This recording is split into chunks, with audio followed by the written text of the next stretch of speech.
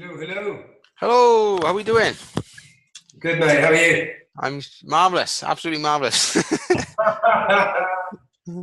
It's good to hear some voices to faces. Every time I've done this, whether it's logging into a course or a conference or just chatting to somebody, I'm like, every time I have this doubt in my gut that it's technology, or this belief that technology will fail me every time. But more often than not, it works. Now, currently, it's just you and I. I know Max has just this second popped online, so hopefully he'll be joining us any second. So I'll check your email, and hit the link. So there we go. So how's your day been working today? Day off? Are you a shift worker, not shift worker, or? Yeah, I'm a shift worker, so day off today and tomorrow. It's a rare weekend off for me, actually. So actually nothing at all. So Yeah. Okay. Oh, you've got me now on the camera. So. Cool. yeah, it's all good. Yeah, time with the family. Went for a walk, and then just prepping for the day, like you know. Okay, cool, man. Cool. So how many of these have you done? And in fact, you may talk about this afterwards, but where did the driver to start your podcast come from, and how many of you? Oh, here he is. Brilliant. Hey, Max. Yo. Hey, Max. Hey, brother. How we doing? I'm awesome, thank you. Give me 1 sec. I just somebody's at the damn door again. Jeez. There's always somebody at the door, or he's chatting out the window to somebody. So is that all the time? So go on. Whilst he's doing his thing, give us a backstory. For me, was about 2 to 3 years ago. I had an awareness that I was making things more difficult than they needed to be. Just generally in life, unhappy in work, not unhappy at home, but home wasn't as I envisaged or imagined it would be. Yeah. With 3 kids, you know, and a wife, and then I was reading books. That's what it started. It started for me with reading. And then a friend introduced me to podcasts, and I started listening to podcasts. Yeah. And then I sort of become aware that although there was all this discontent in my life, the person that could change it was me. It was like, you know, and that's where it started. And then even having the awareness that it was up to me to change stuff, I then needed, thanks, Big. I then needed another, like people who were further along in this journey than me to help me find my way type thing, you know? You or we grow our tribe, and the more that we become open to the idea that life is bigger than what we currently have. So I heard today that we live the same year 70 times over. I heard that this morning. 45 minutes ago, I went to a leadership course this week. Went to see one of the ladies who ran it, or a lady and his husband, or her husband, and she said that literally, if it was 45 minutes ago, No way. live the same life 70 years over, and only when you become kind of awake enough, conscious enough, spirit, whatever the word you want to use, to step out with it, then you meet other people who are also not frightened, don't have that fear of stepping out from society and what society believes we should and shouldn't do, and what is and isn't happiness or contentment or whatever it is. So, absolutely, yeah. and it's fucking scary sometimes. It is scary, especially when, I don't know about yourself, but in my environment, there's not a lot of people in my environment that I click with and can talk this way with. Yeah. You know, which is, I had a conversation with a gentleman earlier on today about this, like how we are our environment. Yeah. And how you know, like I would have loved to have this realization 25 years ago, because my life, I had just smashed it. So. yeah, exactly. Yeah, I probably wouldn't be at this point if I hadn't have had all those things happen. So, Yeah. You know, I'm not wishing. We're not wishing for the past, but I just he was. That's what the discussion was about. Like, you know, imagine if you had someone in your life that could open your eyes at that age, which we're able to do now for people younger than ourselves. Yeah. You know? Or And maybe what's that for people older as well? yeah. And whether we touch 100,000 people or 27 or just 3, that's 3 lives. Absolutely. Maximus, say hello, say something. What's up, beautiful people? How are we? We are beautiful. How are you guys? Good, man. I'm good. I haven't been on Zoom in a hot minute, man. I miss Zoom. What's your Are you format good? usually then? We started with Zoom. Then we went live Facebook. Then we went Be Live to everything. And now we are in YouTube Hangouts or Google Hangouts. Okay. Well, But all I like live content. And we're back to come back to Zoom. So I think because we believe that it's a paid service, but you can use Zoom but have it live streamed to YouTube Okay. or drop straight into YouTube. What package are you on, Joel? It's this the one up from basic, so it's just enough for me to do my interviews and everything else. Yeah.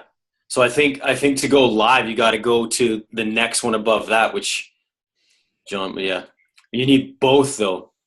They just So You need Pro and the conferencing, Okay. but which is great if you've got 50 or 30 interviews lined up for the month. Yeah. You can do it, smash through it. Sign up for 1 month. Is this work? Is it bringing us value? Has it stepped us closer or further away than where we want to be? We go from there. But it's probably about 50 US a month. What do you reckon? What are you smiling at? Oh, I was just trying this thing over the computer. I never tried that one yet. You're looking pretty good there, I think, right? As always. Jeesh. Some of that.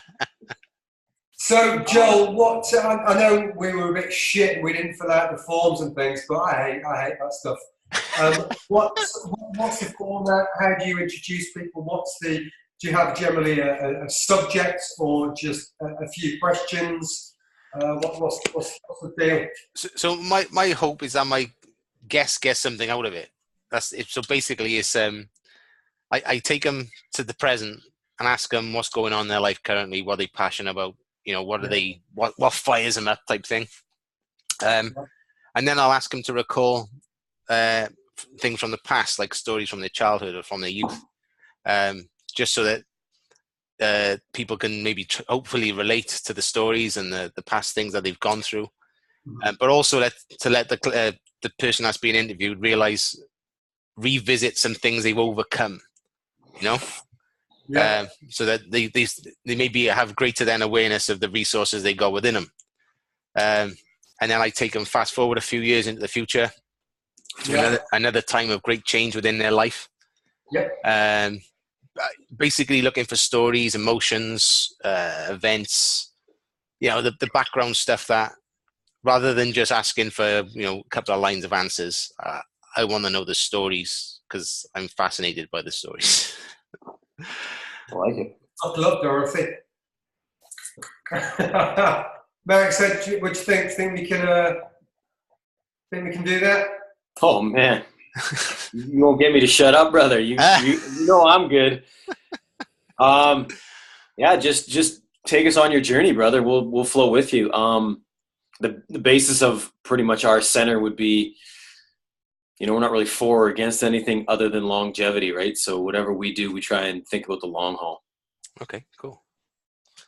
Absolutely. Yeah. Yeah. So normally at the end towards a break, when we go a little bit quiet, I'll say thanks for coming on the show, and then I usually pause and see if we can just, if there's stuff to further continue or just to thank you for the show and everything else. Sometimes stuff refires after you say the show has ended and then things kick off again. But we found that. We actually started recording. Kept rolling, didn't we? Yeah. Did you do your thing through London Real? I did. Yeah, I was on London Real. You too, right? Yeah. Brian, have you noticed when Brian does his, he actually cuts content out and puts that into the private. Now, I'm not looking to do that. I've listened to a couple of podcasts where that's happened, and then you've got this massive chunk missing, and it just pisses you off. Yeah. So, and then I felt robbed. I felt like I just invested that time in it, and then it's not there. So, no, I agree. Yeah. Yeah, So, I totally agree. And I mean, he's at a different stage too, right? He can pretty much do whatever the hell he wants now. So, yeah. But I totally agree with you. Yeah, like if I'm investing, I want to hear it. Yeah, absolutely. So I haven't done it yet, but I want to start YouTube as well. So I want to put all this content really raw initially, just online, so that even if this beginning chat will be on there and everything else, I love it. so people get to see the background and what goes on. Yeah, just to open people's minds of what's possible. That's it, right? Like, John and I even at one point, we started recording our pre and post show rambles because some of them were better than the actual show, right?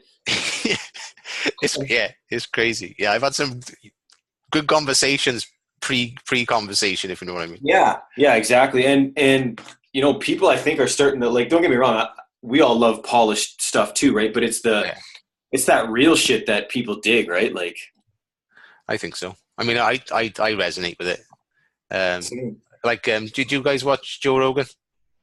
Oh, hell yeah. Not like every day, but he's I mean, there's an element to his, I know there's probably a degree of being polished in there, but it still comes across as very uncut and real, I have to agree. Like, it's pretty raw, man. Like, it's just two, even the way they shoot it, right? It's just two guys or three guys in a room shooting the shit. Yeah. Just about a relevant topic, right? Yeah, absolutely. I love that. Right. Just so I know what's going on, Max, when either myself or Joel is talking, are we bouncing on and off your screen? No, everyone's fixed. Oh, yeah, actually, yeah. There's three of you at the top. There's three of us at the top, and then whoever's talking comes into view. Yeah. Okay, well, no, that's not quite happening on mine, but just so I know, as long as you can see me, and when I'm talking, the camera's kind of zooming in on me or Max or yourself. So what just happened on my end, when Joel just started talking, it cut from you to Joel. Then you started talking, and about 4 seconds later, it cut to you. Oh, perfect. Okay, cool, man. Yeah, excellent. Just a nano as well on my end. So is everyone good to go? Yeah, pretty much. So we'll I'll do a little, just like an intro, and so just to get to the John and how would you want to be known, boys? Is it John and Mass or John, JB, J to B, whatever you want, man. Not fussed. John and Max? Yeah. Yep. John, Max, ignite your purpose. Whatever the hell you want to say, bro. We're easy as. Cool. Okay, guys, and welcome to the Crisis of Crushing It podcast. Today I have with me John and Max from Ignite Your Purpose. Woo! I reached out to these guys the other day, and we actually fired up a pretty good conversation just from a mild introduction. So I'm quite pumped to have you on, guys. So welcome to the show. Thank you, Joel. Thanks for inviting us on the show to meet your crowd, and hopefully to contribute a bit of our story, a bit of our lives, or backstories, and then generally what our podcast is about, or our vlog's about, and then bring some value to not only yourself but the people who listen beyond. So thanks for the invite. No problem, man. No problem. So there's two different accents going on here, guys, as well. John's from UK, and Max is from Canada. That's right. The west coast of Canada, the west side. Nice, man. Nice. That's a fair distance to have a friendship. It is. Yeah, it really is. And it's, well, we met in Canada, and then just kind of continued that man crush flame over the seas. Brothers from another mother. There's a backstory there, and we could get into it, but Max and I were knocking around the same CrossFit gym in Canada for 3 years when I'd visit and didn't speak, and then on the fourth visit I think we had brunch, and then since then I probably spend as much time chatting to Max as I do my wife, and sometimes she's like, hey, what about me? But that's brilliant. I get value from it every day, so. Excellent. So you're helping each other grow then. Yeah. And Max- where are you from exactly, my brother? Wales. Okay, 'cause your accent to me, and this again is going to sound ignorant from a Canadian, but John's got an accent, right? That's that London, Isle of Man accent. I actually thought your accent sounds more Irish, brother. Irish. Yeah, I've had it said, and Australian I've been called as well. Yeah, crazy. That's cool. Max, every now and again, he tries to put on the UK, London. Or, Right, mate. Yeah. there you go, and it's terrible. Don't stop trying, though. Exactly. One day I'll get it. Okay, guys, so can you tell me what's going on in your world right now? Go on, Max, you start this time. Right now, what's going on in my world? Nothing but transition. John knows my backstory, so you know the childhood, all that. But currently, the transition is from that entrepreneur, immigrant mindset mentality of work your finger to the bone to transitioning into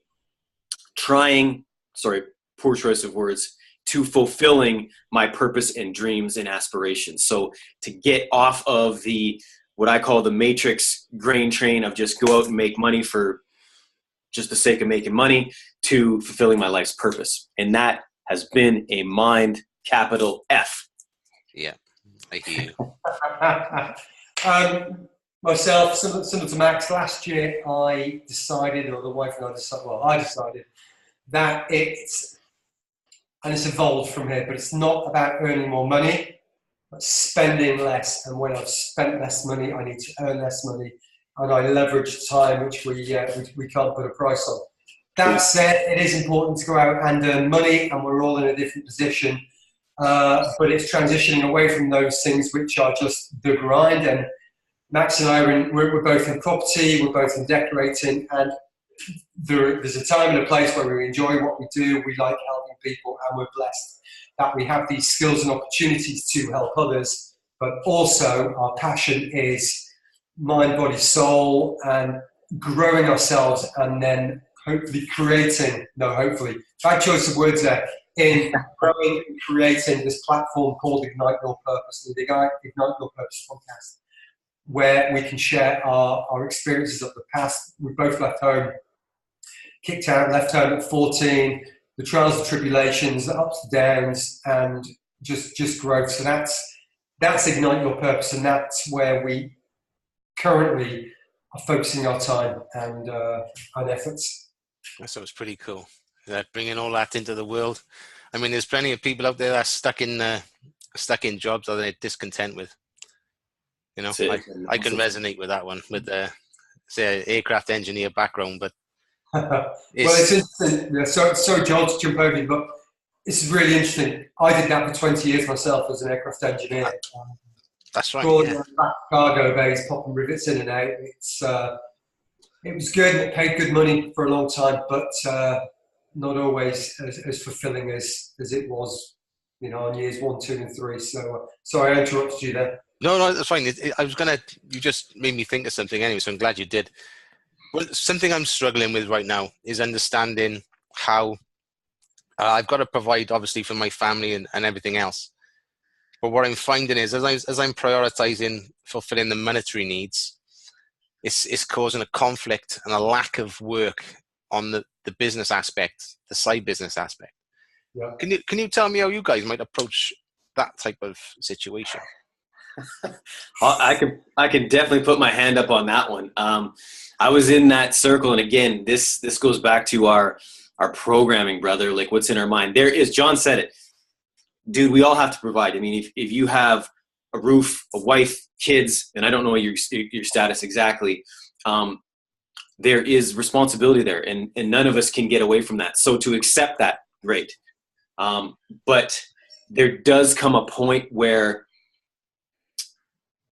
and this is from my heart, brother, there does come a point where days will turn into weeks, weeks will turn into months, months turns into years. By the time we know it, it will be too late. So we have to make a conscious decision to prioritize, and you're gonna have to give up something to get something, you know what I mean? And if this is what we want, we actually have to somewhat cut the tie, cut that umbilical cord with whatever it is that we think is holding us back. For you and I both, brother, it is that monetary thing. I feel you. And it took me, I've been in a Soto Zen class for over 10 years with, you know, a monk and whatnot. And it's taken me that long just to get where I'm at today, which is in June, I finally cut that cord, brother. And we'll see how it goes. I'm kind of just allowing trust to happen right now, but that doesn't negate the fact that you still need to put food on the table. So John, maybe you could kind of get in there and get your elbows dirty. Yeah, maybe. What I would say is taking a big, hard, long look at where we spend our time.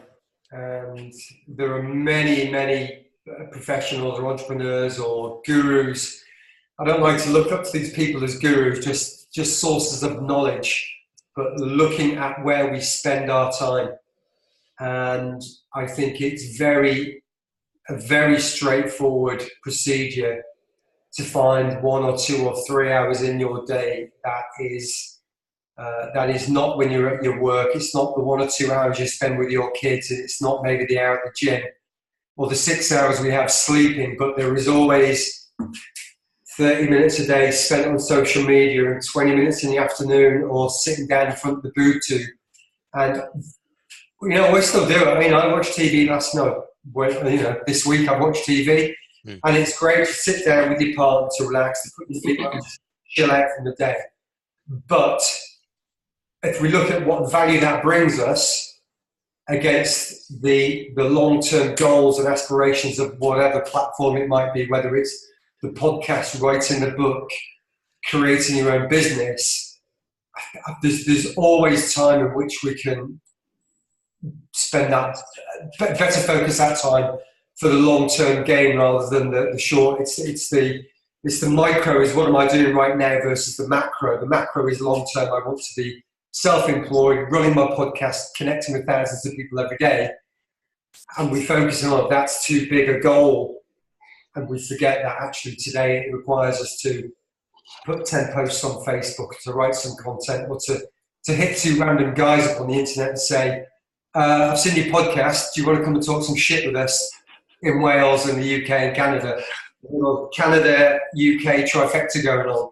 So that's that. I'm not sure if it ties in the same way, but this sentence was said to me not an hour ago. I was visiting a lady who was coaching this week, and she said, and she didn't say it, she's paraphrasing for somebody else, we live the same 1 year 70 years over. We live the same year over and over and over and over again. And at some point, like Max said, we've got to pull that black and yellow handle, and we've got to do something different. And it takes a little bit of self-respect, self-reflection, some being conscious, and just going for it and having the trust that we'll take those steps forward. And we are going to run into trains and brick walls and things, but it's getting knocked over 7 times or getting knocked over 8 times and getting up once more. Just keep getting up, keep trying, and focusing on what you want rather than what you don't want.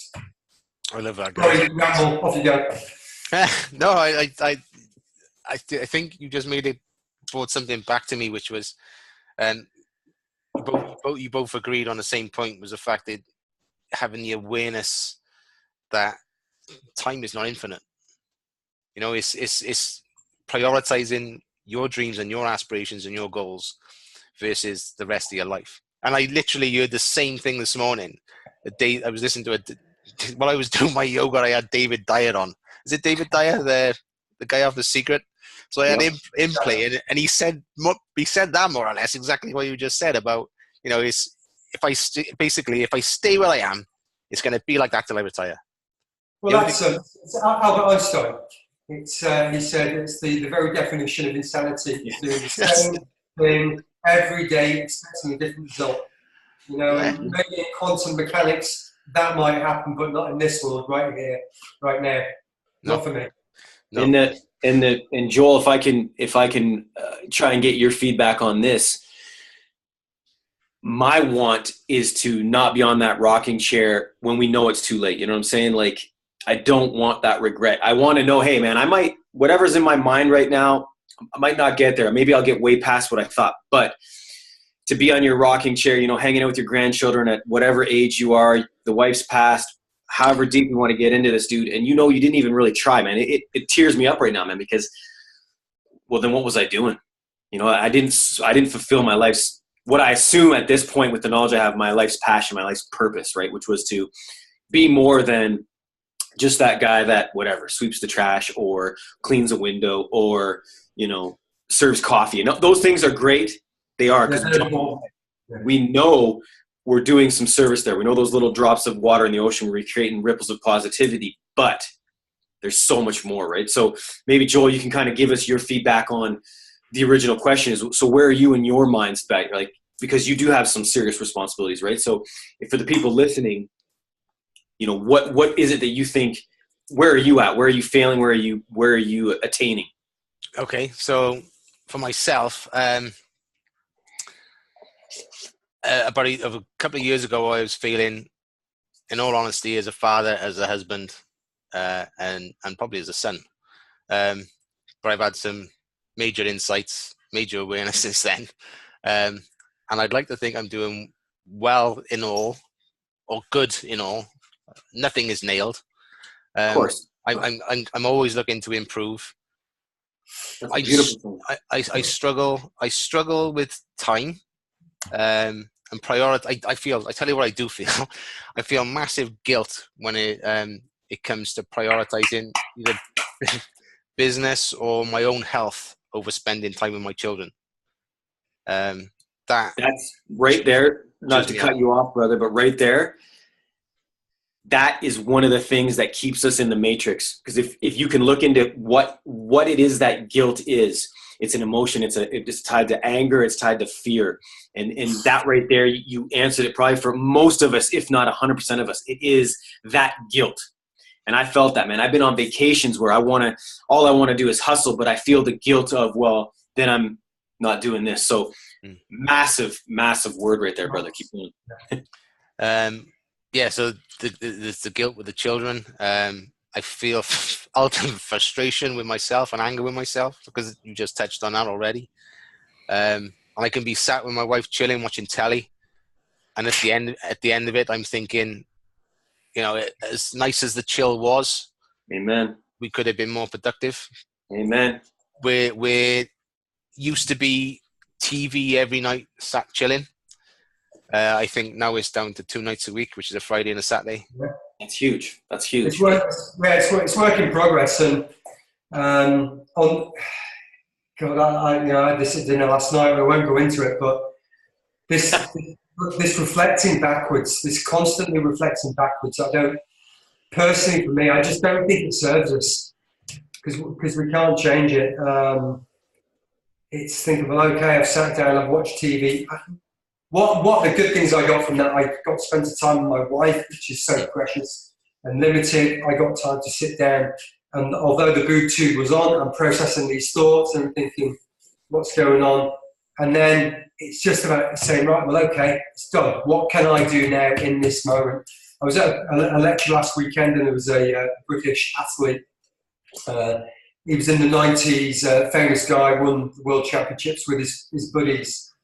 And he was talking about prepping for the Olympics. And I don't know if we can draw an analogy to here to try to build a podcast.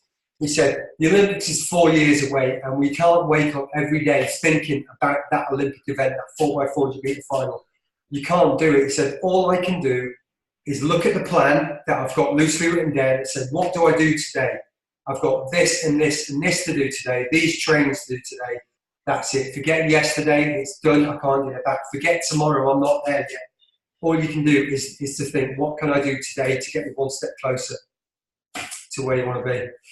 1% better. Yeah. Truth. Yeah.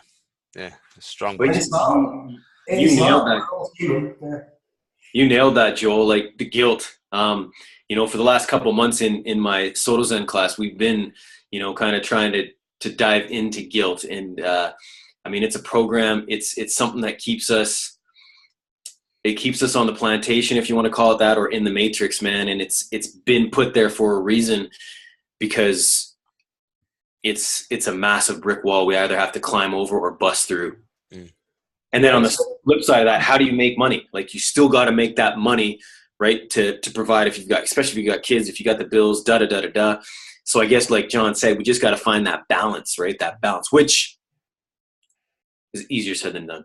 Yeah. So we're at dinner. It was my birthday yesterday, and we were at dinner. Happy And, birthday. so we had a nice meal, and I didn't get those little taps on me from Emma when my conversation's getting a little bit into that grey area where it might not resonate with the other people, or I'm rolling my eyes at, do you know how acidic that cucumber is? So there was none of that. But we got a phone call this morning from my mum to say, well, because Emma paid for dinner last night, to say, well, thanks for dinner, but I do feel guilty. And I was like, well, what do you feel guilty from? She feels guilty for not having contributed or paid to the dinner, but that's because that's their mindset. But I'm saying, but you look after my brother's daughter 2 days a week. You look after my dad. You do this. You took care of us. You don't have to be doing something right here, right now to be contributing.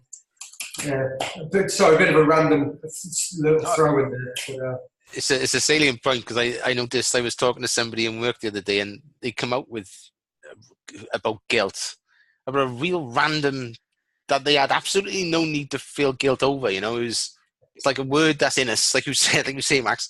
It's a word that we use, but I don't think a lot of people understand the power of the words they use. Truth. And talk and take these emotions, feelings on, but take them on at such a level, and you're not conscious of. I mean, we're not taught this in school. This is after 18 learning, which you should never be. No, you hit that one on the head. And the whole premise of, you said this, and I caught this because, one of Ignite Your Purpose's main thing is health for longevity. And you said you feel a point where you're, think about how this affects you, right? And I'm talking at the micro levels. I'm talking at the cellular level. Okay, you got the guilt of the wife, the money, the daughter, the son, but what about your health, brother? Like, when you start pushing that back, and you damn well know you are, as we age, we got to do this, this, and this. And yeah, I mean, that's just creating this soup inside the system that none of us, or I should say, we rarely shine the light on, right? And that's a major thing John and I try to expose every day on the show. So props to you, honestly, for even, bringing that up, because I know so many guys that, and I talked about this yesterday on the show with John yesterday. I ran into a friend of mine who used to work for one of my companies, and I seen him, and I was just floored, man. He had gray hair, and I was just like, who is this guy? And he was 45 pounds overweight, and he was just like, it's just my age. It's just what happens, bro. It's going to happen to you, he said. And I was just like, ain't no effing way. Ain't no effing way, brother. I mean, sooner or later, I get it. The hair will turn color, or it'll be all gone. But, I think there's so many things we can do. So to shine a light on that for the viewers and the listeners is a must, brother. So props to you for even into that train of thought. Well, I made last year I made a commitment to myself, because I was suffering with I had a knee op, and I was worried I was going to have another one, which would have meant more time off work. So I told myself I was going to be more active. So I sold my car to make myself walk to work. Brilliant. Yeah, it worked. I've lost a lot of weight, but in the meantime, while being bouncy and being all this energy and trying to lose more weight, I went what's that, parkour. I did parkour with the kids. Right? Yeah, like never again, right? Parkour with the kids. I jumped off a box. I'm not kidding you. The box was 2 foot high, right, onto what I didn't know was a sprung floor. Oh. So when I planted, I thought the floor was fixed, and it moved beneath me, and I went over my ankle. And I looked down, and my foot was at basically 90 degrees to my leg. And my daughter came running over. She went, what's wrong with your what's wrong with your foot? So I sort of put it straight, but I basically just, wrecked all the ligaments and broke the bone. But yeah, what I was getting at was I sold my car to be healthy, and then that weekend that had happened, and that was the same week. So then so when I was off, and I come off, I'm thinking I just sold my car to lose weight, and now I'm stuck in a bleeding chair. I can't do nothing. I can't do Yeah. nothing. So yeah, it's been a struggle since then, which started me on monitoring my food. And as I'm monitoring so it's everything for a purpose, you know. And then since then, my wife has gone into like veganism and vegetarianism and all these different things we've tried. So we're becoming more acutely aware of how our health is impacted. Beautiful. And, you know, yeah, which is really, really, really strong. So, and I've had some good weight loss. I think I've dropped about 3.5 stone. So Yeah, that's a lot. And I think Russian what meat. I'd say is What is we all- 3.5 stone? that's about 50 pounds. 50 pounds. Oh, that a boy. That's So- awesome, brother. I'm not And, finished yet. and you might as well be real with the listeners, man, because this is some real talk, people, and I'll be the only one to call it out because I just don't give an F. Tell me your sex life didn't get better. Tell me your wife doesn't look better. Tell me she doesn't look better because you lost 50 damn pounds. You got more energy. Boom. I love it. Yeah, all of those, all of the above. Yeah, well, you know, maybe that it was meant to be. You were meant to sell the car to walk to work, and then you were meant to trash your ankle because you needed to go through that process to get to. Well, the only thing we can do now is to look at our food, True.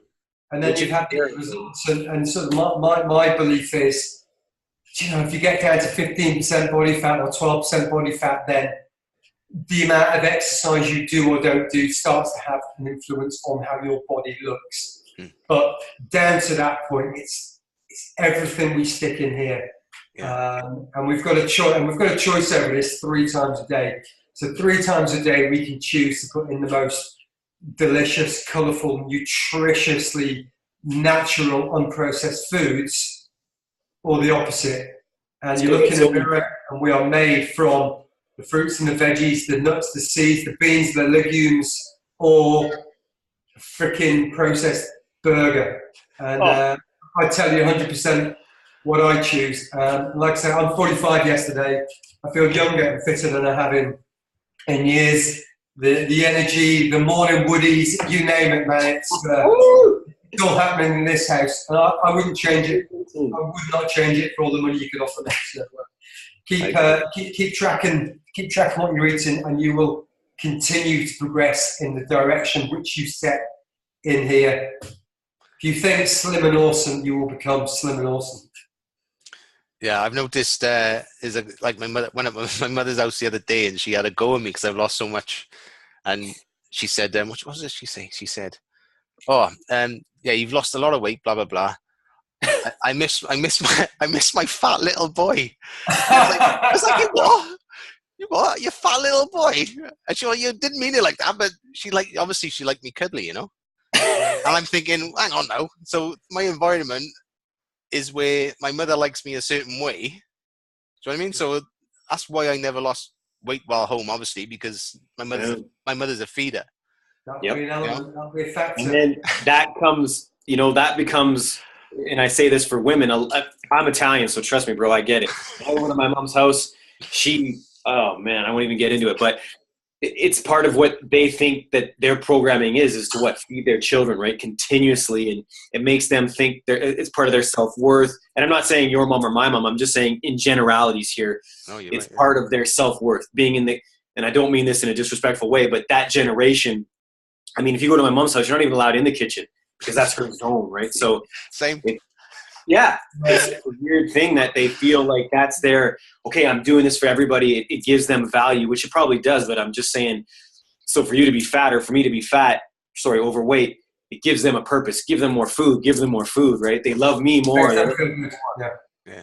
It's funny because when Max and myself and Emma and Sheena, we had this brunch 3 years ago, whatever it was, we're chatting away about the certain stages on our journeys that we're at. And Max and Sheena said, well, we even now take our own food when we go to family get-togethers. And both Emma and I looked at each other and went, okay, hell, that's a bit extreme. Guess what we do now when we go to we go to Christmas, all the vegetables and all those bits of bobs, but we take our own food because, why compromise for somebody else? True. Nice, John. Awesome. Hilarious. And that's in the end kind of getting back to, you know, that guilt and everything. We have to be so red hot aware and astute to what we want that we're not going to break that for nobody. So that guilt of, man, I know my mom wants me to eat this cannoli and she would make this, what's it called, tiramisu for dessert. And I know there's the point of when in Rome, right? Try a little bit. But at the same time, I was just like, damn, I just saw what you made that with. Even if I had this much, you know, I'd probably gain 50 pounds. And weight's not an issue with me, but I just know what it does in the system and I know what it's going to take away from. And I'm not willing to I'm not willing to risk that for anybody. Yeah. And you can call me whatever, but that's how I feel about it, right? Yeah, 100%. It's not, we see things all the time, and it's not that, I know it's going to taste good if I eat it, but I know what my body has to do to process it. There you go. On the macro, the micro level, on the cellular level, I know what I could, we travel and we have to make compromises because foods that we normally are not available. And we do that. And then when we come home, we do everything we can. We rest so the body can process, get the food through to recover, to get good. So yeah, 100%. Joel. Go on. Oh, I was just going to say, maybe something, maybe you have or maybe you haven't, but to go on into your journey, maybe you should look at something like a little bit of intermittent fasting. I don't know if you've done any research on it, but just look into that. Okay. I try and leave 12 hours between eating. Well, there you go. That's a great start. That's awesome. But I don't know if that should be done. I haven't looked into it enough to know if I'm doing it at the right time. So I try and stop eating about 7, and then I don't eat till after 9. So that's more in 12. That's a good start. That's and then possibly a step beyond that is, I'm not going to suggest you go 24 hours. I did that recently. But, come 9 o'clock in the morning, actually think, am I actually hungry? Rather than it's 9 o'clock, now I must eat because I've gone for 12 or 14 hours. And put that water in your system first thing. Technically in the morning, the body has had all night to process, to detox, and to get that energy from the foods that you've eaten into the cells. So in the mornings, we should actually, as far as the glycogen in the liver, the glycogen in the muscles goes, we should be doing okay for a while. But just consciously think, am I eating because it's 9 a.m. in the morning, or am I hungry? I've become more aware of that, actually. I'm sitting down for food, and it was 9 o'clock, but it's starting to creep already. It's up to 10 o'clock. Good boy. But it's funny how these things seem to come about when you're on this journey. It's unconscious. So I mean, you're not consciously saying I'll wait till 10. It's just like, things start to creep, and you think, well, hang on a minute now, I've just lasted 14 hours. There you go. If I could do a little bit more, So how could you? So I know a lot of friends I have struggle with food. How could you, or what would you say to people, going back to your point earlier, John, which was you've got 4 times a day to put something in your mouth and you've got complete control over it. Yeah. A lot of my friends, when they eat, I think they eat from an emotional point of view. 100%. Yeah. What would you say, or how could you help them with your knowledge? Max, say something. I'm going to come up with something really good. I'll let John. Yeah, I'll let John think. I'll say this first and foremost, man. It's like you can't go at it thinking you're just gonna, put your backpack on and climb K2 tomorrow, right? I still remember, just speaking about intermittent fasting, I still remember the first time I heard about it, which was 4 or 5 years ago, and I was like, dude, there's no way I could intermittent fast. There's no way. Until I just did the baby steps. Okay, half hour, an hour, did it. Now John's been with me, man. Well, I work out. I haven't even eaten yet, and I'm still getting the top scores in the, you know what I mean? And it's just this massive progression, but you have to start somewhere. So if that's going to be like, you know what, okay, I'm going to pack my lunch 1 day a week this week. And in that lunch is going to be, I don't care what your diet is, but I'm going to double up on the fruits and veggies. It's that simple. Or, let's say Friday is cookie or cake day at the office. I don't know. I'm making some bullshit up, but you know what? I'm not going to do that. I'm going to eat 2 bananas instead. Or it has to start that small and that simple. And it's not so much about, okay, I'm going to take out everything I'm used to and start all this new stuff. It's just about implementing baby steps. I think John will probably roll from there. Yeah. I'm going to roll. Lots of people would say, meatless Monday, so I'll just think about doing something once a week. I'm gonna say it's partly to do with 3 or 4 things I want to say. I'm going to get this in the right order. So if you wake up in the morning and you go to the cupboards and you get out the Honey Nut Loops or the Sugar Pops or the Cheerios or whatever it is, or the white sliced bread full of peanut butter and jam, that's one thing. But if you were to make a good, is that what you eat in the mornings? No, hell no.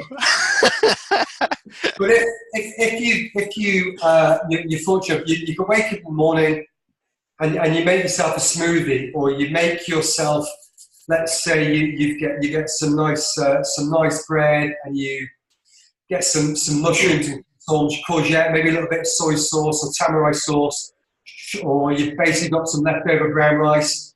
If you make that really good choice in the morning first thing, come 10 o'clock or come 12 o'clock, you might think, I've made one good choice already. It might encourage you to make a better choice. Now, to bring that back to where you were saying about emotionally eating, I'm going to bring this back to smoking. A friend of mine was trying to give up smoking, and it's the same thing. And I said, when you go for a cigarette, what's your driver? Is it you really, really fancy a smoke? Right? Because it tastes so good. It tastes so good. I feel so good. Or do you normally, is there a driver for that? Somebody said this, somebody did that, email landed on your desk, there's an invoice, there's a bill, somebody's been bitching about it. There's always a driver for that. So I would say every time that you're going to go for that donut, try it, and it comes down to consciousness or awareness or self-awareness. Why am I doing this? Am I actually hungry? Is there a better choice that I can make? Flip that back to the morning routine. They say the best thing you can do is to get up at 5 o'clock in the morning. You get up at 5 o'clock in the morning, that's a win. You might have a big glass of water with some lemon or some apple cider vinegar. That's a great win. That gets the digestive system going. You might go for a walk around the block. That's another win. Your breakfast is a smoothie. That's another win. So when it comes to 10 o'clock or 10:15 or whenever you're feeling emotionally driven, and there's that big pile of donuts on the table, you go, and I didn't even pay for them. You think, I don't need that. I'm going to go and get an apple. I'm going to get a banana, or I'm going to have a glass of water. So maybe that's 1 or 2 little ideas you could do. Change the environment. If you're going to be in work, don't have this stuff around you. Don't keep it in the house. If you want a chocolate bar, make yourself walk to the shops to go and get one. At least you'll never have burned that chocolate bar off, but at least you've got 5 or 10 minutes to think about why you're eating it, and then you might get to the supermarket or the mall and pick something else up. So that's just a few ideas. Plenty more. Just email me, and I'm happy to share. Cool, man. Okay, I like what you said there, because 2 points, baby steps. That's how it started for me. I was reading something yesterday where they said, make it so small you can't fail. There you go. Do you know what I mean? Mm-hmm. So I can't think what I did. I think I know what it was. My one was porridge for breakfast. Beautiful. And that's how it started. And then a friend introduced me to yogurt, like set yogurt, nuts, blueberries with a drizzle of honey and a little bit of dark chocolate. Damn, you're making me hungry.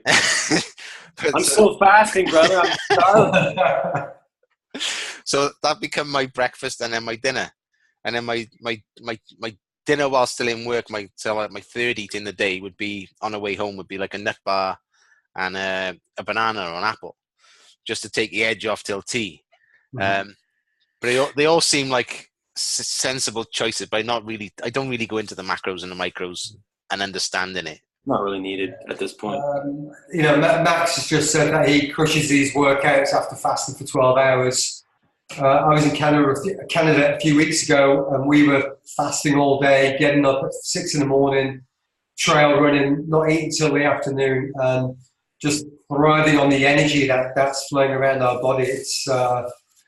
It's amazing, right? Very easy to. Max said something about society yesterday. I'm going to let him say that. With your three guys, Yeah. society. Yeah. But The big. society says we should eat 3 times a day because we should eat 3 times a day, and we should eat this and this and this 3 times a day. And I say, well, who says? Who says we should eat 3 times a day? Eat when you're hungry, eat when you need it. This is why people who kind of graze all day, little and often, quite often they're slimmer guys. Not always. Some people graze all day and then 10x that. But yeah, society. Max? And Joel, I'd say this for all the listeners. I mean, it's great what we're saying. Like, oh, you could try this, you could try that. It's baby, it's this. But before all of that, there has to be a reason and a purpose as to why you want this. Because if you don't want this, it's going to not work, right? If this was like a one-time thing and I'm sitting here talking to you and I'm like, man, that was great. I really want to do more podcasting and vlogging. And then I just go sit on the couch and absolutely don't have a drive to do it, then it's not going to happen for me, right? So if you do have kids, if you are overweight, if you want to spend more time with your wife, if you're a grandparent and you want to spend more time with your kids, you want to live longer and be able to do more stuff for a longer amount of period and save yourself money in the long run because you're not going to spend every dime you damn well earned to try and get your health back, then that's a friggin' reason. Absolutely. Yeah, no, man, that's brilliant. Yeah, it is a reason indeed. Because I was only talking about this to my wife earlier on, actually. We got, I won't go on too much. We got an eldest son who's 13, and we're having some teething troubles with him being a young man and coming into hormones and everything else. That's normal, right? So what I've basically said is, the thing that's missing is consistency and a lack of reinforcement of structure, boundaries and rules. But then when I said to her, I said, okay, so we was upstairs and I said, right, go downstairs. And I said, you've got 5 minutes, go and get the rules done. You said you wanted to get them done. Okay, she comes downstairs. I come downstairs, she's cleaning the windows. I said, okay, so what is it about the rules that you don't like? And she's like, what do you mean? I said, well, you're cleaning a window. I give you an hour to go and wipe something off your list, and you've gone and cleaned the windows rather than do the list, which you said you wanted. So there's obviously something about the rules that you're not happy with. God, when we dug into it, and and it was good. It was like a off the cuff coaching session, but that's perfect. Yeah, it was good because we got some real good stuff out, which was when she's got with the kids, she wants to be authoritative or get them to listen. I said, okay, so what is it about being authoritative and getting them to listen you don't like? And she said, well, it means I've got to be consistent. I said, all right, okay, so that's one.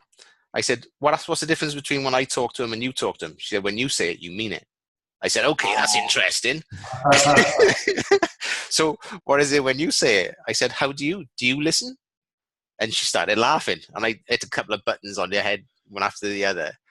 And she actually realized that what she wanted, she was asking of the kids, was not how she was. So she wasn't being congruent. Yeah, 100%. That makes sense. So yeah, taking this back to what you said just now about change and wanting change. If you're not doing the things that you say you want change in, you've got to make sure that you're doing the actions which make sure that you're congruent to your future goals. Because lip service is just lip service. Absolutely. And none of us like people who just talk shit, right? Excuse my French, but we all know them. And, from day 1 to day 300, nothing ever changes. They're just talking about the change, right? So we have to back that up. Yeah. And Joel, something amazing. I mean, you got to think, if you have children at your home, how amazing is it? And I see this every day, brother.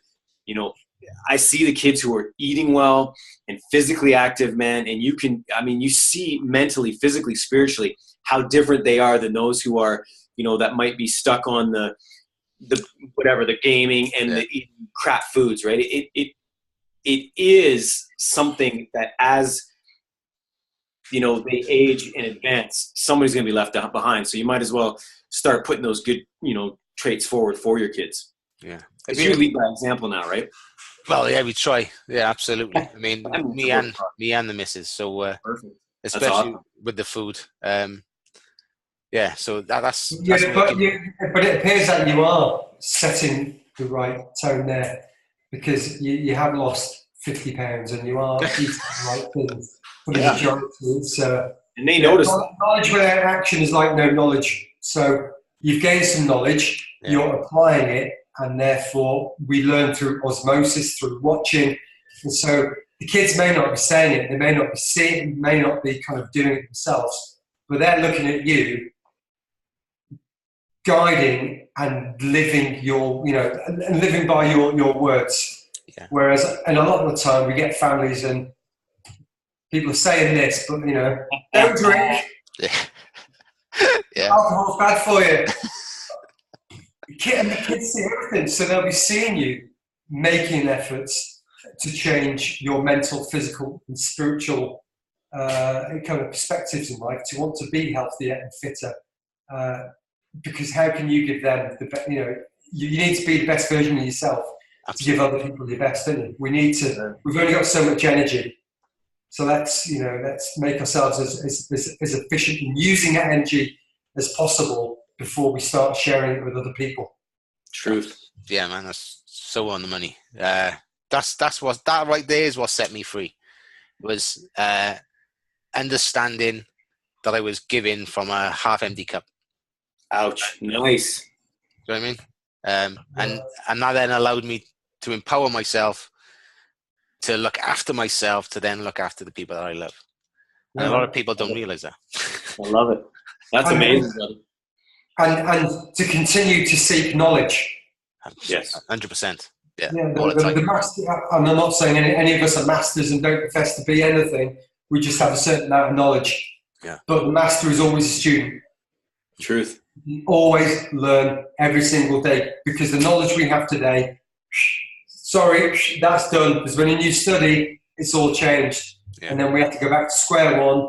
What are the new ground rules? Let's look at it. Let's read the opposite side. Let's make an informed decision on what we know now, and then apply it or not. So good effort, buddy. Yeah, it's good stuff.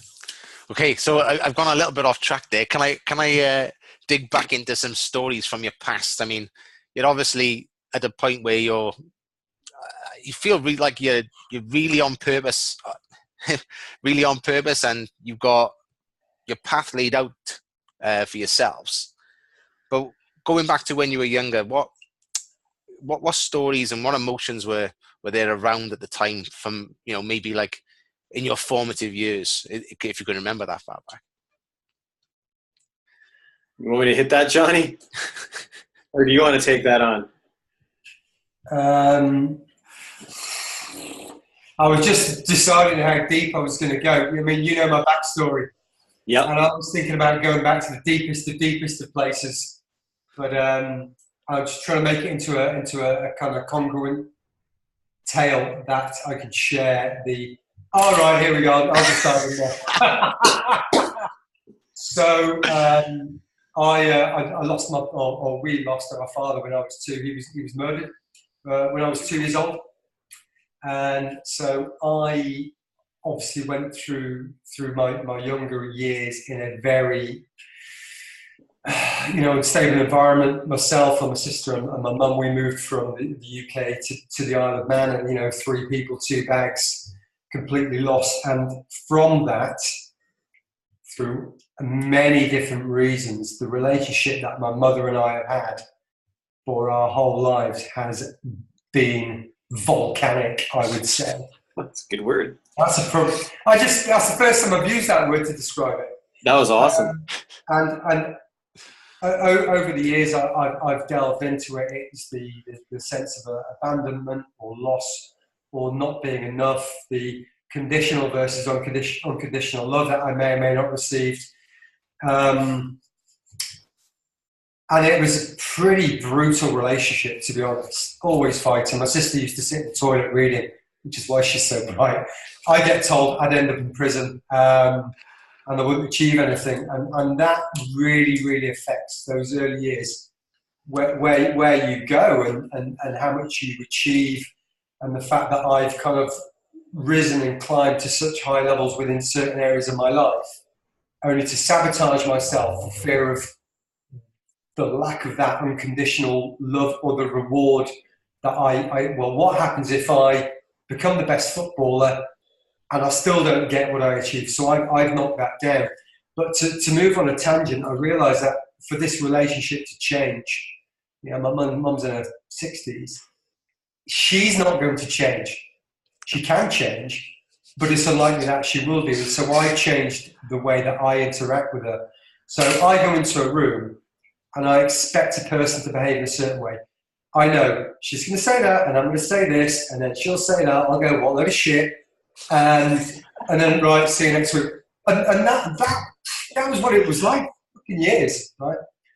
And then I don't know where this came from. I don't know whether I read it, heard it, whether I made it up. I wish I did. It's genius.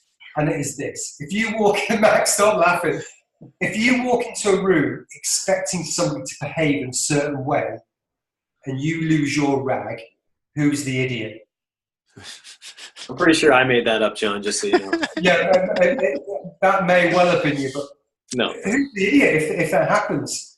And so through that, I've learned to, I do a lot more waiting now. So when people are signing off and cucumbers are more acidic than you might think, or some other ridiculous thing, I wait. Why am I talking?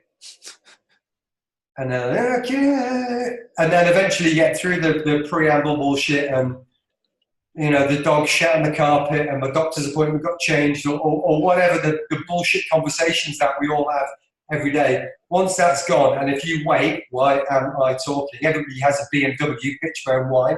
Learn that this week. Let them have their BMW moment. Sit there and why am I talking? And then once you get through all of that stuff, then you can begin to have a better conversation. And through some of these sort of enlightenments that I've had, the relationship that I have with my mum is so much better. And beyond that, having evolved and grown up and matured, I can look back on, well, there was this lady in her mid-20s, lost her husband, moved to a new island with 2 kids and no money, and actually to have brought us up as well as she has, despite the dysfunctional elements of our relationships. Hats up. Got my bald head.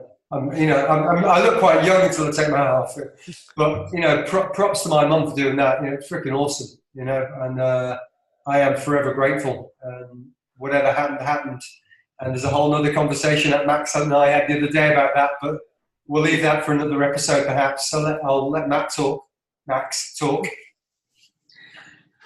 Yeah. I feel that the whole reason I'm on this journey is, because of the upbringing, and we get into some of the backstory. The whole reason, do I think my parents should have had kids? Probably not. I must have been born for a reason, but it was not a very great upbringing, and to the point where I was forced out of the house at a very young age. And the issues that come up with that, right? Like John said, the fear of abandonment, at those early ages when you don't have anybody to teach you, and for me, I was sleeping in recycling bins. I had to do what I had to do, but there's the base emotions there of, just not knowing. So all I ever did was give my power away to those who I thought had an answer. And when it came to my music career, when it comes to business, I always looked outwards. And I think this whole journey that I'm on now is basically brought me back to, for the last 10 years, is looking inwards and understanding that we have all those answers inside us. It isn't anybody else.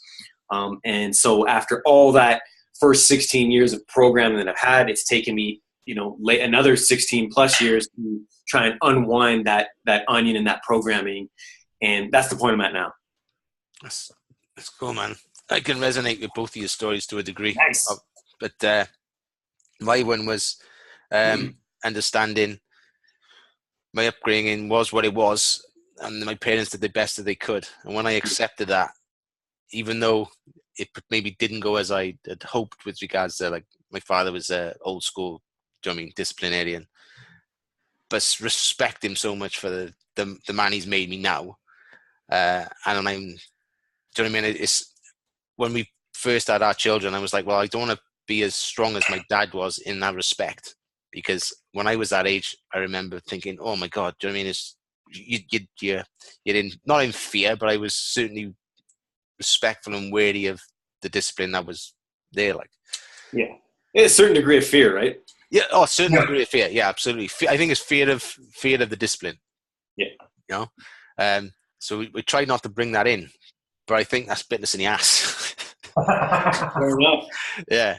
But I mean, so, it's me thinking I knew best when I had kids, and then I wanted to undo what I felt was done to me. But do you know what? But we're all human, then. We're all just simply human, then. Yeah. We do the best as we think we can do, and I don't have kids, choice of ours. Max doesn't either, so we can't really give any context on what is, good and bad upbringing. But you just, as long as you believe you're doing your best every single day, and you can reflect on the good and the bad, and then throw them back in the mix. So all you can do is as good as the best you can do today. That's it. Absolutely. Okay, so fast forward a couple of years from there now, to, I don't know, a point of great change within your life. What sort of stories are going on there now? So obviously you're evolved, you're 16 plus. What's the stories going on there, and the emotions involved, and maybe the reasons? Max, I'll dive in. Well, if you want my middle years, I joined the army at 16, okay. And then from 16 to 30, it was just a big blur. There you go. Very unconscious, very unaware. The only real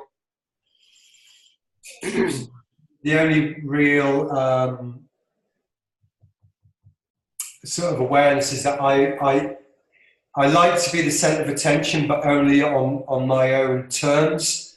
But for the majority of the time, I kept I was always on the periphery of the group, never making really deep connections and friendships with people. And I believe this was for fear of not being enough for them, or for, well, what happens if these people leave me, or I'm then not part of their group anymore? So, going back to loss as a child. So, it was a very alcohol-driven 14 years, semi-professional drinker, the worst kind, not very good at it, but tried anyway. But those relationships in my middle years were very... there's a word I'm trying to think of, but I can't think of. So, they were my middle years, no real relationships with people, no connections. And that was probably just through trying to protect yourself. Certainly in the military, any sign of any weakness in people, we're all straight in there. We'll rip the next person apart and make fun and kind of exploit their weaknesses. And so, I like to be part of the group, but I kept these barriers up for fear of being exposed as much weaker than the perception was. Yeah, that makes sense. Yeah. How about you, Max?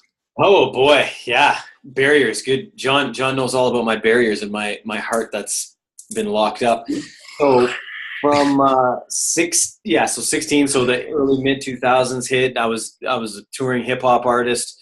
So gangster rap was popping off. So I had all these abandonment issues. I had all this self-doubt and all these fears, and what that fired inside of me mixed with that gangster rap was anger. Dude, I was angry everywhere all the time.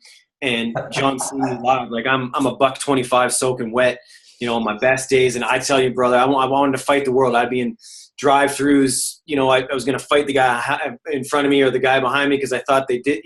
I was lost until I met a gentleman who changed my life through Soto Zen. And I really do think that the universe provided that for me, because I was on a terrible trajectory and there's no way I would have lasted. Either dead or in jail for sure. And I mean dead, maybe not from a gunshot, but just causing myself a heart attack because I was so mad, brother. It was absolutely crazy. And that all stems going back to, 2, 3, 4, the programming at such an early age, that immigrant mentality, and just thinking I wasn't good enough. And because I was told I was never going to be anything and all that, it just the want to be that much better just fueled that fire of anger. So it was a good thing I found Soto Zen and a teacher. Max, I'm just wondering if off the back of that you should chip into the Native American shaman experience from a few weeks ago. Yeah, that was we just again, the journey continues. I mean, John and I were, when he got here, we were fortunate enough to link up with not quite a full-fledged shaman, something underneath, but they go into dream states, and John and I went into a meditation, and we found out our spirit animals. And yeah, she went back and found specific times when we were like, for John, it was 2-year-old, I was 4 years old, and it kind of showed basically the blueprint of why we are where we are. And John, for him, it was his hand slipped out of his mother's hand, and he looked away, and then he was lost, couldn't find his mom. So there's that abandonment. For me, it was, I was outside in the garden, and I was making everything perfect. I was playing soccer, I was shooting hoops, I was doing triple backflips. The garden was mowed, I pulled all the weeds, and I was just looking for my parents to notice me, and they were nowhere to be found. And when I looked in the house, they were just zombies. And then when it was finally time to have some fun, they'd pull me in and throw me into a room, and it was just, John and I had some massive breakdowns. But it was kind of that blueprint, that understanding, that growth of just, why you are where you're at. That sounds fascinating, man. I mean, cool. We can hook you up with her number. I think she can do it. Yeah. You can do it through the telephone thing, but it was pretty. If you're at that point, I mean, some people believe in it. John, I mean, I wasn't here or there, but when she pictured me as a 4-year-old, I almost remember that type of day exactly, and it shattered my world. Man, I was just like, what? And I think what completely blew my mind is this lady walks into the house. Yeah, I'm John. I'm from the Isle of Man. That was it. We sat down, the drums went on, we went into this meditation, and she, at the end of it, and Max was in this freaking dream state after his eyelids were like kind of really deep psychedelic kind of eyelids. And we'd not told her anything, nothing. And she reeled this stuff off. And I know Max's story. I didn't know he was 4. But she was saying, yeah, Max, I see you in 4 in the garden, and you're not getting any attention. And as soon as you look over the fence to this family that's perfect next door, and they've got the pool and the barbecue, and everyone's laughing and having fun, there's music, you just get dragged backwards, like, that's not for you. And then when she starts talking about, and I see you as a 2-year-old and your hand slips, and that's when I lost my father. I was just in bits. Yeah. How can somebody... It's just mind-blowing how somebody can know this. And she went through we keep all our anger up here, across the shoulders and the low neck. We've obviously got our heart chakra, which Max he's locked up like Fort Knox. Below that, within our stomach area, we keep our fear. And then any issues we have from like the hips down to the floor, that's our connection to the earth. And if we've got knee problems or hip problems or circulation problems, that's a little message from the earth to say you really should be paying attention to something bigger than what's going on at the moment. And it was freakily accurate. It was. Yeah, Max? No, I agree with you. It was crazy. Yeah, I've had we've got a show that comes on in Cardiff, Cardiff Health Show, every now and again. And a long time ago, I went down to help. So part of my background back in 2008 was I trained as a Reiki practitioner with my wife. Nice. So that's when we started to become aware of energies and what have you. So that went to this thing, and I saw a shamanic healer, and she doing the drum. She went into a meditative state, and I had to sit next to her and just like meditate as well. And she's come back with, there's something happened at your birth. I said, okay. And I'd understood that there was something quite traumatic about my birth. But she said, something got left behind. And then she said, you need to meditate on the jaguar. Now, I don't know I don't think I ever did it actually, so perhaps I should do that tonight. But there's an aspect of myself that has only recently not come back, but I'm sort of learning how to be that way, is being assertive. I've always been like a people pleaser, and Totally. you know what I mean, that type of person. So I'm trying to learn how to integrate that into my life. I can be assertive with my children, Yes. but I used to struggle being assertive with people my age and above. Yeah. And the reason, and I'm in the same boat, and due to my studies, there's a reason for that, man, because, you know, we're scared to look at something within ourselves, and you want somebody else to like you, right? You want their approval, you want their love, you want their admiration. So you're willing, me included here, I'm saying this for myself, we're willing to give up our actual truth to try and get them to like us, which is a recipe for failure. Yeah. And this is, I don't know if you heard of this lady, a podcast I listened to is called the Toxic People Podcast. I've heard the name. I've never listened to it, but yeah. But I started listening to this because I was having troubles, and I listened to like 10 episodes, and it just shifted something in me. Nice. Where I then had this conversation with this person who was for the last 10 years I've had problems with. I just told him everything. I thought, even if this kicks off stupid, you need to have this because I don't want it no more. That's huge. It's big, and I've written to this lady to thank her, but it was really impactful. The fact, knowing that, as scary as that was, and not type of scary as in I'd get beaten up scary, but another type of scary. Do you know what I mean? I can't even tell you what type of scary it is. But it's just... and right there, brother, that's right there. You got to pull this little clip out, and we got to post this online. That's a huge takeaway for all the people to listen to right there. Is that imaginated fear? We're so used to sweeping stuff under the rug and not shining a light on what we consider negative or anything, that we'll just go through with it, when it's just like, what's the worst that could happen? Oh, they won't like me and they won't be in my life. That's the worst thing that's going to happen. Or what? Maybe we'll take a slap, or, you know, but we conjure up this bullshit and we put up with it for all these crazy reasons that it's only within us, right? And instead you have a quick conversation with the guy and it's been released. Which means that energy's gone. You can allow this new flow of abundance in, man, by simply releasing. Yeah, the bigger it is and the scarier it is, you're closer to a major breakthrough. And those are the times when we kind of curl up into a ball and step back and run away from it, because it's, what the fuck's going to happen on the other side? What's the worst that can happen? Yeah. We used to say in the army, can't kill me, can't make me pregnant.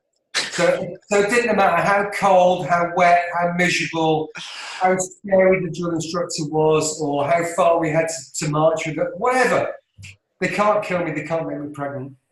So just stepping into it, and no matter what happens, and it might be shit and miserable and hard, and it might take you right back to when you were 4 and you got bullied or whatever it might be. But it's a breakthrough, and enables you to kind of just put X, Y, or Z to one side, take the learnings, and just move forward. Yeah. And then it never has control on you ever again. Yeah. Yeah, that's so true, man. Take the learnings and throw the rest away, innit? You don't need the baggage of the emotions that went with the situation. Yeah. Okay, cool. Okay. So if you were to think back on your life and all the things that's happened, and if life were to be happening for you, not to you, what lessons do you think you've been gifted?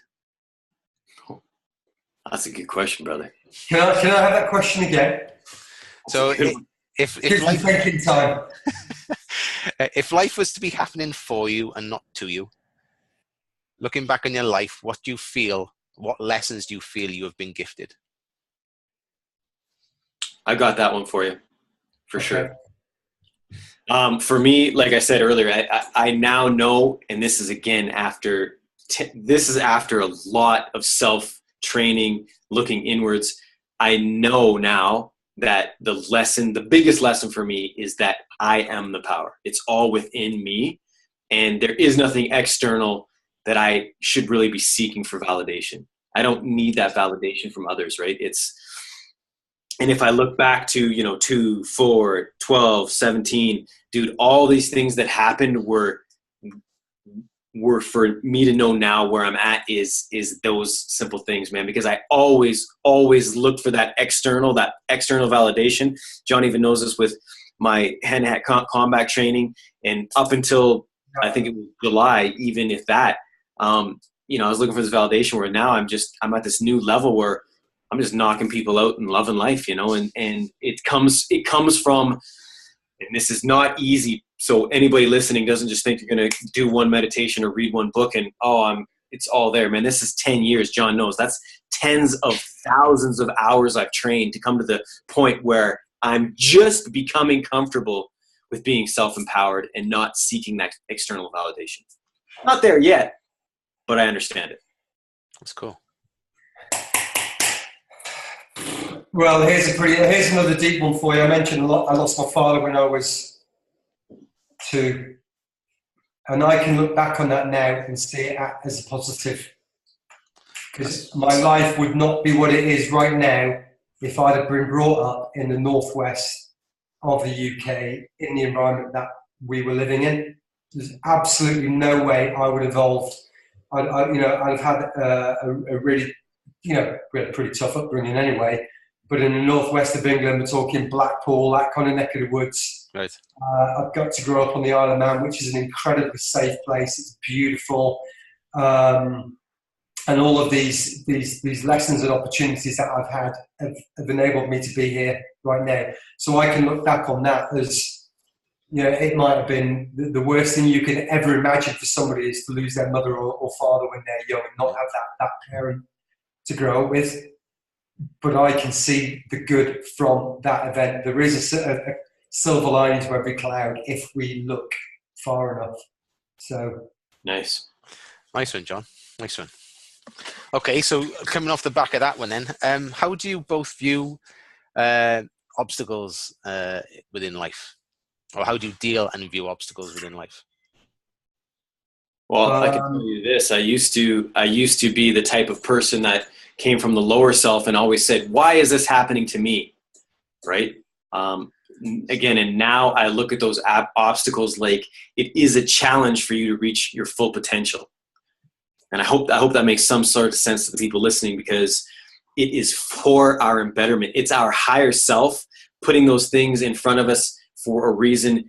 And not that we need to understand the intellect of that reason in this third dimension we're in. We might not always understand it, which is why I used to come from the, poor woe me, and why is this happening to me? Whereas now I'm like, how can I deal with this? How can I overcome this? How can I grow from this? And what's it trying to teach me? Yeah, I think, everything Max has just said, and just not to take things personally. Yeah. We get these roadblocks, just don't take it personally. Put yourself into the third person and look above it and think, right, actually, what's really, really happening here? It's never personal, or almost never personal. And even when it is, it's a choice to take it personally or not. So. Love that. Well done. That was awesome. No, because that's one of the things that you've got a choice. Everything is a choice. How can I'm almost gobsmacked. I was the way I was, where I took everything not as an affront, but everything that was said to me that was in some way derogatory or not complimentary took a part of me. Same. I mean, it's just beggars belief. I was that way. But I know you guys, you help people now with this. So when you're hearing people present to you and they're coming from the victim mindset, what do you hear them saying? And that you immediately latch onto? What type of things are you hearing them say? You want me to real talk, or you want me to give you the fluffy version? No, I want real talk. What I hear, I'm a little bitch. And I just want to slap them half the time, right? Because, and that's not kind. I know that's being tongue in cheek, but again, it's my lesson too. It's, dude, we are the power. We can't bitch about what's out there, man, because it's in here to change, right? And I think I'm so mad at myself for allowing that self-pity to last so damn long through 16, 17, that I'm just like, if you only knew, Yeah. you wouldn't be saying that, right? But John will give you the real scholarship. No, I don't know. Really. I just want to say to them, do you know how lucky you are to be a human being? The odds of being a freaking human being are like, Max, what is it? 300 trillion to 1, 400 trillion to 1. 400 trillion to 1. Gary V. Yeah, you might die tomorrow and be a tree. Now, trees are pretty freaking cool, but when you're a tree, look, with all our knowledge and power and you're connected to the earth, there's no... But you're still going, I used to be a human. Humans are pretty cool. I'd like to be human. And to just be how lucky we are to be able to do what we do each and every day. And that goes back to this human mind we all have. We talk about the programming. And one other thing that this bloody human mind does that you have to be aware from is it's got this little receptacle, and all it ever does is look for the negative. It's called the negative bias. And it's way back, they say, from when we were saber-toothed tigers chasing us, and we're always in fear, and we're always looking for that negative bias. If we can just change that in our consciousness and say, yeah, man, look what I'm thankful for. I have hot water. Holy shit, I can have a tea. I can afford a meal. I got clothes on my back. I have a wife. I stood on my feet this morning. Yeah. I have kids. I have. I'm getting better. I'm still able to learn. I have my health. These little things that seem menial, but when you start being grateful for them, it sounds so corny, but it does. It changes life because you're allowing a different type of energy in. There was a period, quite a long period in my life when I was seriously depressed. I look back now, suicidal, I consider all sorts of things. It's only when I started to go out for walks in nature and to say, what am I grateful for? I can see, I can hear, I can speak. He's grateful to look at this face. Hey, baby. And I would just add, and I'd say the same things over and over and over again, and add one more thing to the list. Just these simple things. I've got running water. I've got a roof over my head. There's enough food for today. And although at that period of time I didn't relapse, but I stopped being conscious, that fundamentally allowed me to be here now, just being grateful for being stood on my feet every morning. And I still use that every morning when I wake up, before I go into meditation and before I have my silence. I lay in my bed and I'm just like, man, I open my eyes again. This is another chance. This is it. I got my health. Let's get at it. I'm so thankful.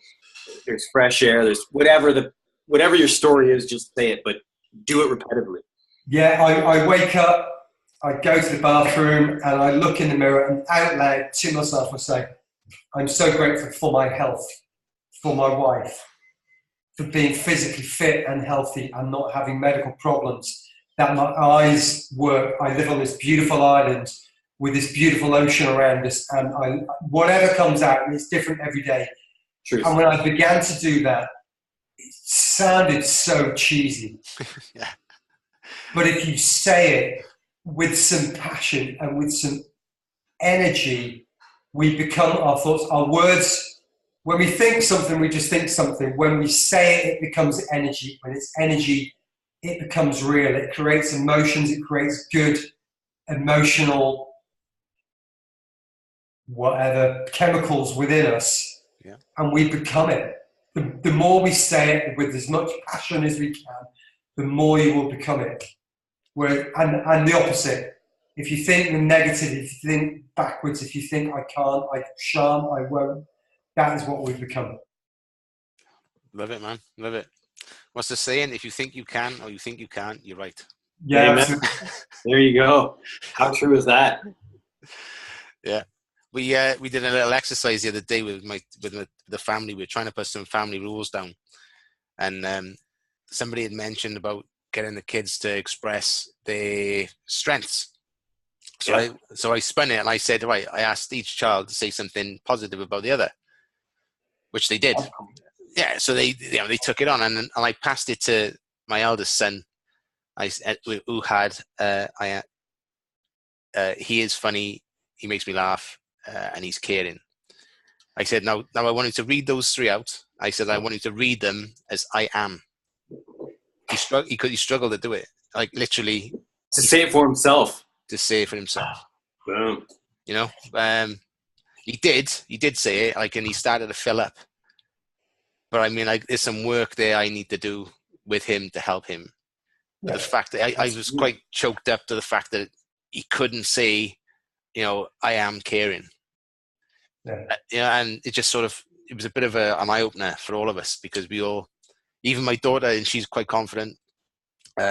She was wary about saying some of the statements, but it's funny, because it's quite raw. And you're saying, even, do you know what I struggled with? Looking myself in the mirror and telling myself, I love you. Yep. Starts there. Do you know what I mean? Starts there. Yeah. Anybody else until we say it to ourselves. And do you want to know why that is? Because from the coming out of the womb, all we ever do is seek, and this is not our issue, it's part of being a human. We seek that external love from the mother and the father.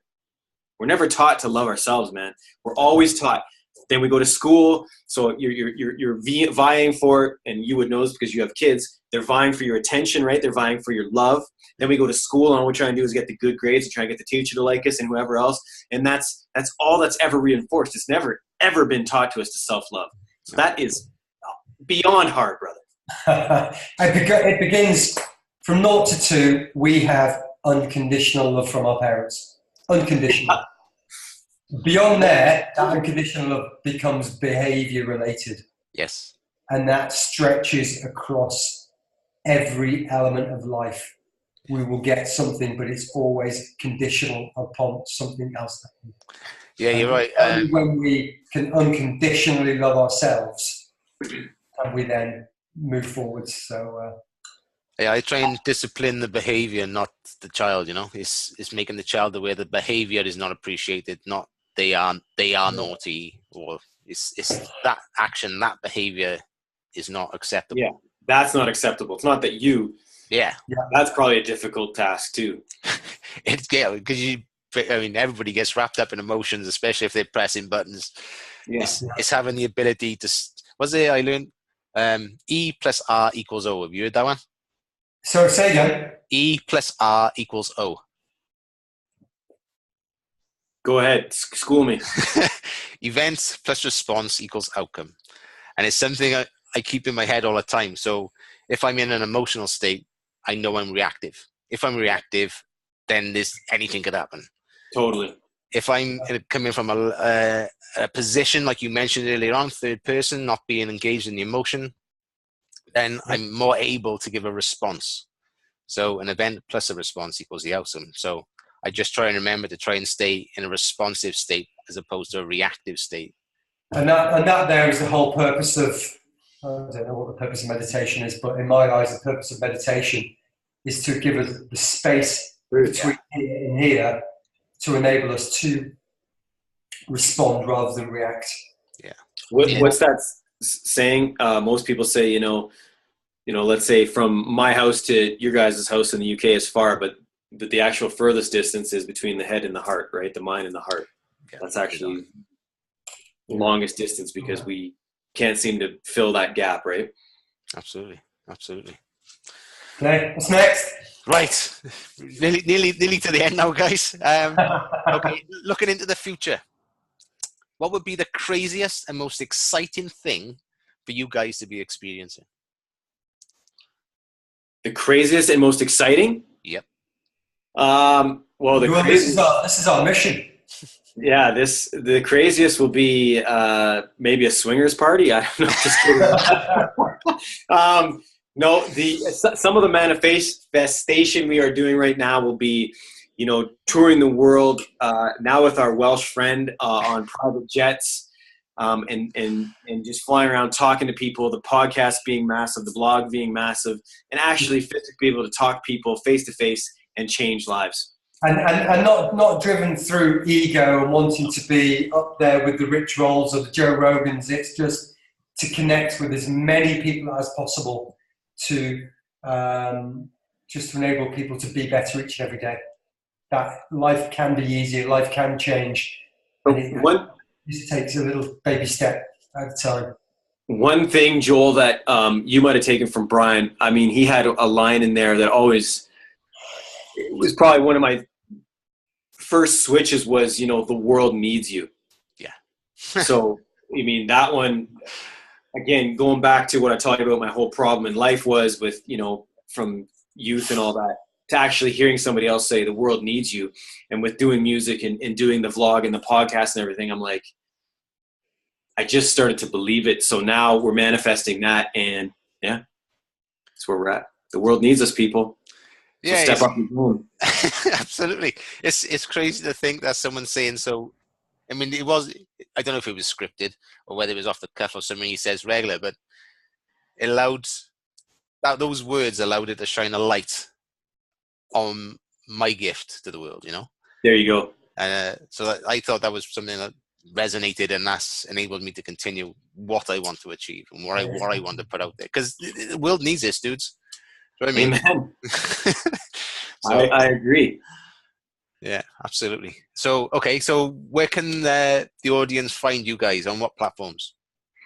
Okay, Max, We're everywhere, brother. I'm going to give the spiel first. Do it. Spiel. Do it.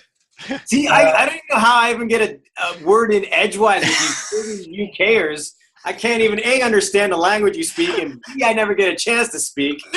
Just kidding. I love you guys. We are the Ignite Your Purpose podcast. We talk longevity through a healthy lifestyle. It's a mix of the mental, the physical, and some spiritual knowledge. It's our mind, body, soul trifecta. Always, Max. Simplest form, baby. Negative to positive. Be better every day. It is that simple.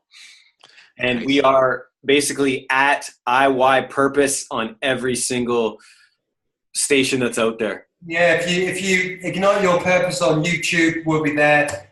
At IY Purpose everywhere else. I'm sure Joe will put some links in below. But that's who we are. That's what we do each and every day.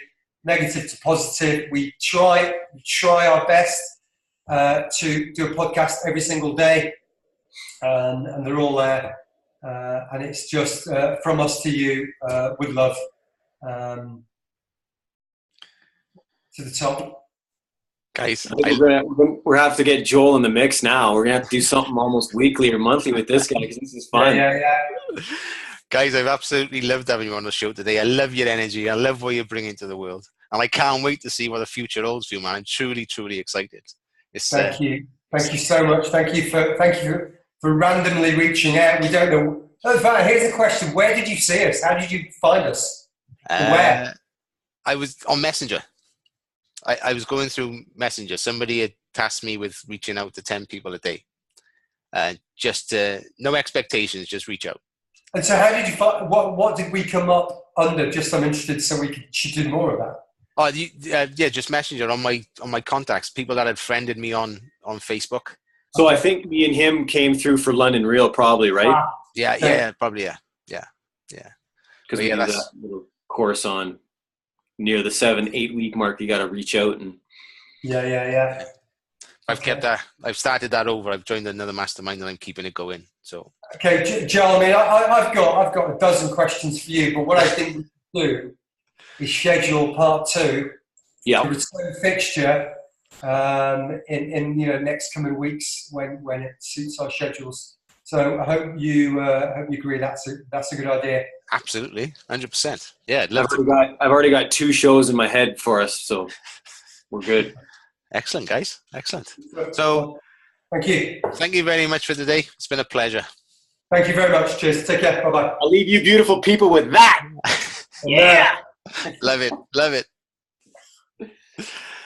Right. Thanks, guys. That was truly awesome. It's just a pleasure to talk to people that I can resonate with and understand where you're coming from and what you're trying to implement. Truly. Cool. Bye-bye. It was fun. Yeah, let's we'll make a plan to meet John and I'll talk about, maybe we'll do either another Zoom, a part 2, or maybe we could do Google Hangouts. John will go live YouTube, and we'll just flip the script. Maybe we'll just interview you. We'll have a shit talk, and then Yeah, we could even do a show, based on some London real shit too, right? Okay, Yeah. cool. Yeah, man. Be a serious amount of. I'd get your A game on. So it'll be 2-on-1 this time. So. Okie dokie. Will do. So what's the Cheers, plan? thanks. What's the plan now, guys? I'm still fasting, so I'm gonna go eat something. Well, it's, Joel, so when this downloads, Joel, I can't remember if it'll be on mine as well. It might not be, but you'll have the audio and the video form, right? Do you want to send both to you? If you do, I think what we should do is there's some good points. I think we should hack it up and clip them out on Insta and Facebook and. And Joel, if you include in those emails how people find you. Okay. Yeah. Yeah. And then we'll share that out to the people who follow us and have not met you yet, and then we can switch peeps. Fantastic. Yeah, absolutely. That sounds exciting times, guys. Good stuff. I think I've been getting pinged from my wife for the past 40 minutes. I'm sorry. He's like, there's no way you're still talking to those two fucks, are you?